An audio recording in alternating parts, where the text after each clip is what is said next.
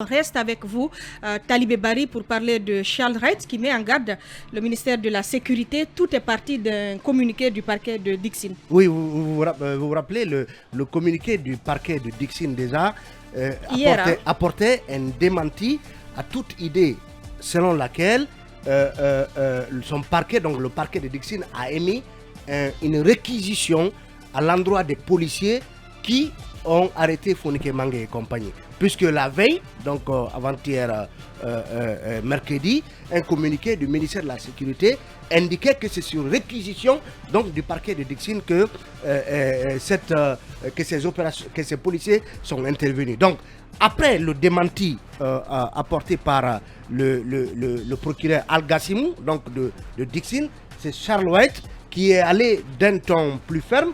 Parce que quand vous prenez la déclaration, le communiqué du ministre du parquet de Dixine, il disait quand même de façon plus ou moins diplomatique que ceci n'est pas conforme à la réalité et ne reflète pas les pratiques de mon parquet. Mais Charles Wright, il va plus fort, il parle de contre-vérité qui n'engage ni son parquet d'instance, encore moins le parquet général.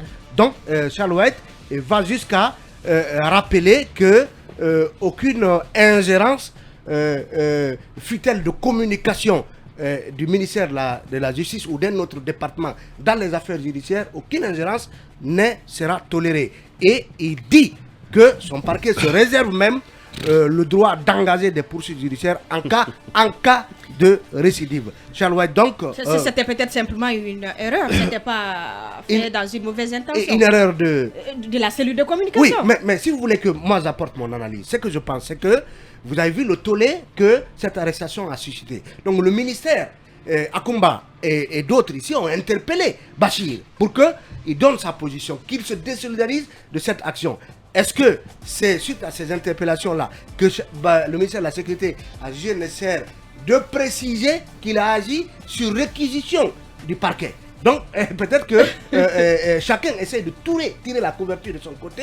Donc c'était peut-être la façon pour le ministère de se dédouaner, de s'être mêlé à une procédure qui ne les concerne pas. Donc le ministère de la Sécurité a tenu à préciser que c'est sur réquisition. Et finalement, le procureur de Dixine dément et Charles Wright, il va d'un ton plus musclé. Ça veut dire qu'aujourd'hui, cette affaire, en tout cas les circonstances dans lesquelles Fonike Mange et autres ont été arrêtés, gênent à plus d'un titre plusieurs, en tout cas, acteurs de l'administration guinéenne. Donc le ministère de la Sécurité en a pour son compte. Est-ce que finalement, à son tour, le ministère de la Sécurité va répondre à Charles Wright? Toujours est-il que le ton monte autour du dossier, en tout cas Fonike Mange et compagnie, dont le procès devrait s'ouvrir aujourd'hui et vendredi donc au tribunal de Dixine. Mohamed, il y a eu des rebondissements dans cette affaire hier tout au long de la journée. Charles qui était finalement devenu la rusée sur Internet, il faut le dire, lorsque le parquet de Dixine a sorti son communiqué. Oui, mais il est en train de nous divertir très malheureusement parce qu'on n'a pas besoin de ce spectacle encore humiliant de communiquer ça et là. Et je ne vois pas un parquet général s'adresser de façon directe comme il l'a fait à un ministère de la République. Je crois qu'il y a des procédures à la matière. Vous pouvez adresser une note technique ou un courrier au ministère. C'est quand même Charles. Mais sorti par les... Oui, ça ne t'étonne pas. Ça ne t'étonne pas. Mais par contre, le procureur Al-Gassim a adressé une autre lettre à la DPJ. C'est ce qu'on ne nous dit pas.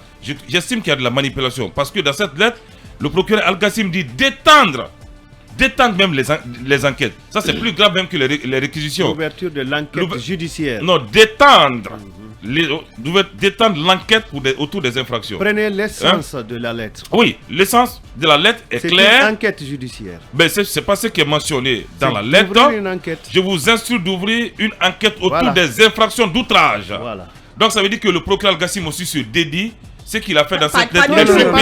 Il a dit d'ouvrir une enquête. Il a demandé l'ouverture d'une enquête. Lorsque vous dites d'ouvrir une enquête, il n'a pas dit les policiers, il ne doit pas se désolidariser de ces policiers. Moi, c'est comme ça que je comprends. C'est comme ça que je comprends. Tu as une mauvaise lecture. Non, pas une mauvaise lecture. Je lis bien. Il faut prendre l'essence, l'esprit de la lettre.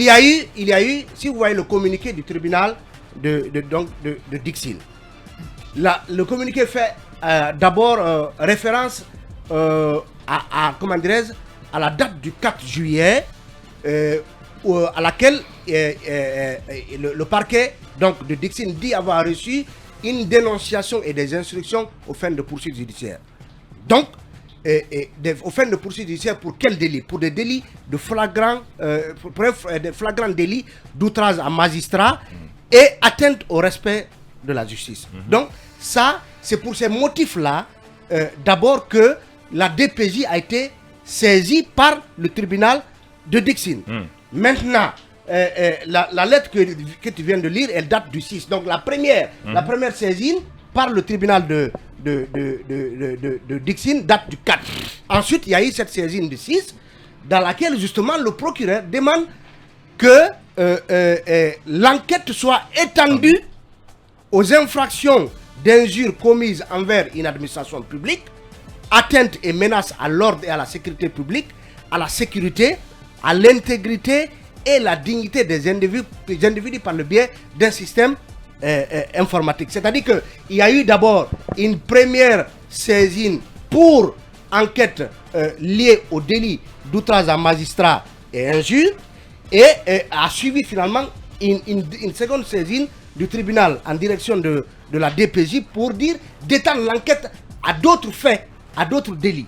Donc, certains confondent ce courrier-là, cette lettre-là du procureur, à une réquisition de la force publique. À une réquisition de la force publique. Et c'est la précision qu'il a apportée. Parce que ce dont il est question, ce qui fait débat, c'est qui a envoyé ces policiers qui ont agi comme ils l'ont fait. Est-ce que les policiers peuvent aller sans être autorisés? C'est ce qu'il faut clarifier justement. Voilà. Parce que chacun veut se dédouaner. Tout à fait. Parce qu'Ibrahim nous a expliqué ici, Ibrahim du FNDC nous a expliqué ici que quand, et on l'a vu sur les vidéos qui ont circulé, quand les policiers sont venus dans un premier temps, ils ont dit où est le mandat et où est la convocation. Donc les policiers, on l'a vu sur les images, sont descendus.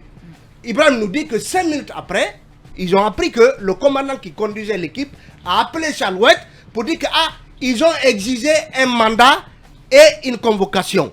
Que Charles aurait dit donc au commandant en question, je m'en fous, je vous donne instruction de les arrêter. Donc ça veut dire qu'on ne voit pas d'abord cette réquisition à travers laquelle la police est intervenue. Et le débat, c'est autour de ça parce que le tribunal de Dixine dit finalement, contrairement à ce qu'annonce le ministère de la Sécurité, que le tribunal donc de Dixine dit n'avoir pas émis de réquisition. C'était donc notre tour de chauffe, mais on relance dans un instant le débat sur cette interpellation et désormais l'inculpation de Foni Kemenge et ses deux compagnons. Encore une fois, bienvenue à l'écoute de Mirador. Diallo, on poursuit avec vous le débat sur cette mise au point de Charles Wright à l'endroit du ministère de la Sécurité. Avant cette mise au point, notons tout de même que plusieurs structures, plusieurs institutions se désolidarisent à la méthode. Si le communiqué du ministère de la Justice et des Droits de l'Homme était confirmé, c'est une très grande responsabilité. Et nous avons aussi lu le communiqué du parquet de Dixine sur lequel Talibé est revenu. Et d'ailleurs, mon ami Kaba a soulevé le débat. Et je pense que là aussi, c'est un communiqué responsable. Nous avons lu plusieurs communiqués aussi des chancelleries. Nous avons suivi plusieurs médias qui en ont fait des choux gras de cette manière de tenir les Foni Kemenge et autres sous le sol, comme un certain George Floyd. Et je pense que je suis très amoureux des écrits, mais des écrits de ceux qui écrivent par leur sang. Et je pense que les juges auxquels je vais m'adresser écrivent vraiment avec leur sang. Et aujourd'hui, dans le contexte de la transition guinéenne, nos juges, par extension nos magistrats, sont pratiquement le seul corps qui soit revêtu encore de la dignité nationale. Je dis bien pratiquement le seul corps qui soit revêtu de la dignité nationale en dehors du constituant primaire. Ces magistrats-là, nous savons qu'ils sont appelés à emprunter un chemin pour rallier deux sommets de la montagne. Mais le chemin le plus court et le plus précis pour rallier deux sommets d'une montagne, on sait bien qu'il faut avoir des jambes longues. Et j'imagine que ces magistrats-là doivent avoir des jambes longue pour écrire aujourd'hui, dans ce cas que nous vivons là, en tout cas dans le cas de Fonike Mengue et autres, pour écrire leurs décisions avec leur sang. Pour faire en sorte que le sang qu'ils utilisent pour écrire leurs décisions, cette décision ne soit pas non seulement lue, mais récitée par cœur, par tout le monde. Parce qu'il faut que ces décisions-là reflètent en réalité l'attente sociale. Et il faut que ces juges participent, si vous voulez, à la stabilisation sociale de la Guinée. Ces juges, donc, que je considère comme étant revêtus de la dignité nationale de manière incontestable, doivent aujourd'hui utiliser un côté de leur cerveau cortical pour regarder, scruter tout bas ces images que nous avons tous vécues et que tout le monde est en train de rejeter pratiquement. Vous savez pourquoi j'utilise cette formule? Parce que ces juges-là n'ont pas besoin de l'élévation. Ceux qui regardent en haut ont besoin d'être élevés. Et ces juges-là, ils sont déjà élevés. Ils doivent donc regarder en bas pour observer avec nous ces images. Ces juges-là, aujourd'hui, ils doivent prendre le courage pour chasser les fantômes. Les fantômes habitent presque tous les Guinéens. Chacun a peur, chacun sort dans la peur, chacun rentre dans la peur, chacun est dans le stress. Donc, je pense qu'aujourd'hui, il est important que ce juge-là rassure et qu'il nous démontre une fois de plus qu'il mérite cette dignité nationale qui leur est accordée. Moi, je n'aimerais pas trop m'évertuer sur ces différents communiqués, tout simplement parce que c'est des communiqués auxquels je m'attendais. Et pourquoi je m'attendais à ces communiqués? Le Guinéen n'est pas méchant. Naturellement, il n'est pas méchant. Le Guinéen se retrouve toujours face à la vérité. Il arrive que les vagues nous emportent et que nous suivions ces vagues pour quelques secondes. Mais le Guinéen n'est pas méchant. Au fond, il n'est pas méchant. Monsieur le juge, vous avez aujourd'hui entre vos mains, en tout cas si les Fonike Mengue et autres comparaissaient, vous avez là, sous vos yeux, des victimes d'un esprit de mauvaise architecture, d'un esprit quand même plein de joyeuses méchancetés. Rétablissez dans leur honneur, je pense que vous aurez rétabli toute la Guinée dans sa stabilité, dans sa sérénité psychologique. Et je pense que cela ne fera que renforcer le tissu social. Que les uns et les autres se rejettent la responsabilité, c'est tout à fait normal. Nous sommes des humains. Que chacun tire la couverture de son côté, c'est tout à fait normal. Nous sommes des humains. Mais il y a un fait sur lequel nous devons être intransigeants. C'est la défense des valeurs. La justice est une valeur. Donc vous avez la robe de cette dignité pour dire la justice. Je pense que personne d'entre nous n'a intérêt à vivre l'injustice. Parce que l'injustice, plus les gens deviennent victimes de l'injustice, plus ils s'unissent. Plus ils s'unissent, c'est pour lutter contre celui qui applique l'injustice. Méfions-nous des esprits pleins de la joie, de méchanceté. Diarra, faut-il accorder de l'importance à ces communiqués ou vous pensez comme d'autres qu'il s'agit là d'une diversion? Bon, moi, je ne parlerai pas de diversion. Vous savez, moi, en tout cas, l'attitude du procureur général Charles White me dérange un peu parce qu'on sait que dès après sa nomination, le 29 décembre, si je ne me trompe, 2021, à ce poste, il tenait quand même des propos allant dans le sens de l'apaisement. Et aujourd'hui, la véhémence avec laquelle il s'exprime est de nature quand même à accentuer la polémique, ce qui n'est pas normal. Je pense que c'est la conséquence directe de parachuter quelqu'un qui n'a pas le grade requis pour occuper ce poste-là. Parce que, bien sûr, oui, il n'a pas... Ici. Oui, c'est pas normal. Ses actions. C'est une violation de la loi. Il n'a pas quand même le grade requis pour occuper ce poste. Charles White, qui était président par intérim du tribunal de première instance de Dubreka, qui a été bombardé directement procureur général près de la cour d'appel de Conakry, je pense qu'à l'époque, il y a quand même des voix qui se sont levées pour justement mentionner le fait là. Parce que, selon la loi, Charles White, qui n'a pas le grade, qui n'a pas gravi tous les échelons, ne pourrait pas quand même, dans sa fonction, donner des ordres aux gens qui ont quand même beaucoup plus de grade que lui. Je pense que c'est des conséquences directes de mettre quelqu'un comme ça, très jeune, un juge très jeune, mais je pense que ça n'a rien lui à également... voir, non, la jeunesse. Arissatou, ça n'implique que moi, ça ne regarde que moi. Je pense qu'aujourd'hui, il a changé de ton et sa façon de faire les choses, c'est un peu dérangeant. Et on a vu tout ce qui s'est passé ces derniers temps du fait de l'exécution de sa décision. La loi, c'est également le respect de la loi implique qu'on s'abstienne d'appliquer une décision lorsqu'on sait que quand elle est exécutée, elle pourrait avoir des conséquences énormes que l'acte pour lequel on prend cette décision. Je pense que Charles White, dans sa nature, il doit quand même se calmer dans ce sens que ces actes qu'il pose et la façon par laquelle il s'exprime apportent beaucoup plus de problèmes à cette nation, parce qu'on a vu tout ce qui s'est passé ces derniers temps sur l'axe. Les jeunes ont quand même régné en maître absolu. Il faut éviter cela. Comme le disait Akumba tout à l'heure, plus l'injustice s'accentue, plus les gens s'unissent. Il faut comprendre cela. Et ça va être préjudiciable pour notre pays. C'est cela qu'il faut éviter. Emmanuel Milmono. Donc les procureurs sont des problèmes aujourd'hui pour le pays. Oui, mais après, aujourd'hui, avec Charles White, on a l'impression qu'il n'existe pas d'autres procureurs. Procureur d'essence. Il fait On a ombrage. l'impression Il qu'il fait n'y a plus ombrage. d'autres procureurs dans ce Il faut le pays. dire, Diarra, il fait ombrage au procureur d'essence. Tout à fait. C'est tout à fait. tout. Avec, Moi, je avec pense ces, que ces langages qui sont... J'ai quand même envie de dire, en ce qui concerne la personne de Charles Wright, parce qu'il y a deux choses dont il faut savoir faire la distinction justement. La personne de Charles Wright et les procédures que je dis souvent être écrites dans le code de procédure pénale, qui sont immuables jusqu'à ce qu'elles soient révisées en tout cas. Je pense qu'il y a une différence de taille. De mon point de vue, la personne de Charles Wright, le charisme, la personnalité qu'il présente, c'est un atout pour la justice. C'est un atout pour le système judiciaire actuel. On a quand même vu des procureurs plus âgés que Charles Wright, mais sous lesquels les OPJ se permettaient ce qu'ils voulaient.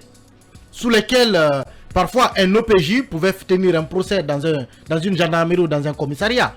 Il condamnait, il renvoyait les parties et il prenait un dividende. Mais ces procureurs généraux âgés qui ont gravi les échelons n'ont pas pu empêcher cela, n'ont pas pu imposer que la justice soit juste. Donc je pense que Charles Wright jeune, d'accord. Sidi Souleymane Ndiaye a maintenu l'ordre ici. Mais Charles Wright jeune, Tu ne vas pas le ramener ici. il est en train de remettre de l'ordre dans le système judiciaire. Et je fais de la différence entre lui et la procédure qu'on a constatée dans le cas Fonike Mengue. Il parle beaucoup, c'est vrai, mais je dis que aujourd'hui, si la justice ne parle pas, ce n'est pas bon. Il faut que la justice parle. Vous avez vu toutes ces vindictes qu'on est en train de voir dans les différentes préfectures, mais c'est pourquoi?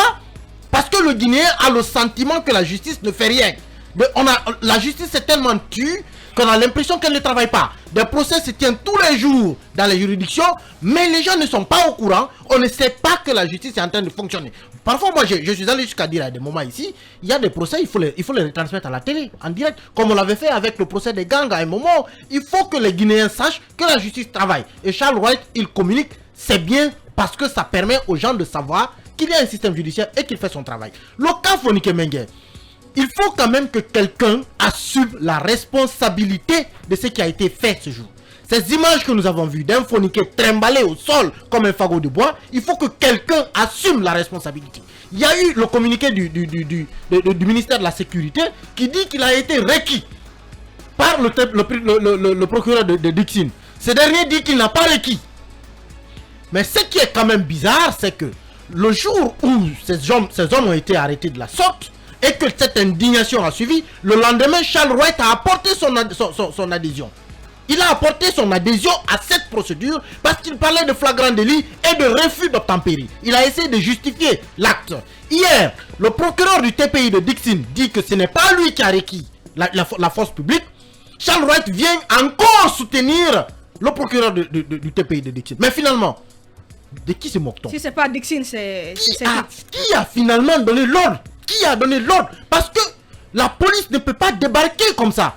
Et on nous dit que quand ils sont arrivés, on leur a demandé un mandat, ils sont descendus, ils ont parlé avec quelqu'un au téléphone. Je ne veux pas dire que c'est Charles Wright parce que je ne sais pas c'est qui, mais ils ont parlé avec quelqu'un au téléphone et que c'est quelqu'un leur a demandé de les faire venir de gré ou de force. Mais il y a quand même là également une carence qu'il faut noter chez nos officiers de police. Vous venez exécuter un mandat. On ne vous a pas remis un mandat écrit, un ordre écrit. Le citoyen en face duquel il vous montre qu'il connaît ses droits. Vous sortez, au téléphone, on vous donne l'ordre de violer la loi. Non mais, si vous êtes un officier instruit, vous direz, même si c'est le procureur général, monsieur le procureur général, donnez-moi un mandat pour que j'agisse. Je ne peux pas agir en violation de la loi. Le procureur a parlé de refus d'obtempérer. Attention, Oui. attention. Non, prenons-le au mot. Mais il refuse d'assumer Refus à présent. d'obtempérer, voilà. On va pas refaire Maintenant ce que tout débat le monde, ici, si vous maintenant que permettez. tout le monde refuse Emmanuel. d'assumer, Kaba. Maintenant que tout le monde refuse d'assumer, qu'est-ce qu'on fait? Parce que le procureur de Dixon dit que ce n'est pas lui. Le ministère de la Sécurité dit qu'il a été requis. La DPJ ne s'est pas encore prononcée parce que ce sont ces hommes qui sont partis. Et Charles Wright, il est solidaire avec les policiers qui sont partis. Il est solidaire avec le procureur de Dixon. Mais qui a finalement donné cet ordre? Il faut bien que quelqu'un assume. Il faut que quelqu'un assume. On ne peut pas rester là. Avant de poursuivre, on va aller retrouver Maître Beyavo Gitandu. Moka, est-ce qu'il faut s'attendre à une libération aujourd'hui? Ils ne sont pas dans les secrets de la justice parce qu'ils vont délibérer avec leur ultime conviction. Moi, j'ose croire aujourd'hui qu'ils vont recouvrer leur liberté parce que ce procureur qui a dit carrément qu'il n'a pas autorisé une réquisition, je ne vois pas ce procureur encore charger ces mêmes accusés. Donc forcément, moi je crois qu'ils vont fêter chez eux dès demain. Et Gianni Alpha aussi qui a un concert, je crois que c'est demain, le 11 ou le 13, le 16, il a 5 jours de son concert à Paris. Je crois qu'il a besoin de tout son soutien moral. J'ai même constaté que son épouse a regagné Conakry parce que c'est un peu l'émoi dans la famille. Sa maman est concernée, on ne lui dit pas tout. Donc le visage humain de la justice aujourd'hui refasse surface. Parce que vous savez, c'est pas dans toutes les juridictions qu'on montre le visage humain. Mais j'espère que le tribunal de Dixine va prouver aujourd'hui, va montrer son visage humain et que ces 3 activistes vont regagner leur domicile pour pouvoir fêter avec les siens. Voici donc ce qu'on pouvait dire sur ce dossier. Mirador continue.